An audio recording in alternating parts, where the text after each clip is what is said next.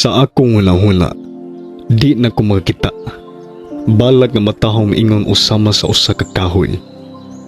Kahoy kan sa gigutom nga baba, kontra o batok sa tamis nga dughan sa yuta. Kahoy nga nagtinan-aw sa Ginoo sa tibuok adlaw o giisa ang kaniyang mga bukton para magampo.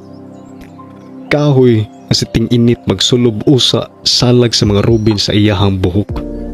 Sa kangkansang sa bakan adunay ni Yibi, kinsa suod nga nagpuyo sa uwan. Mga balak gihimo para sa mga buang parehan nako.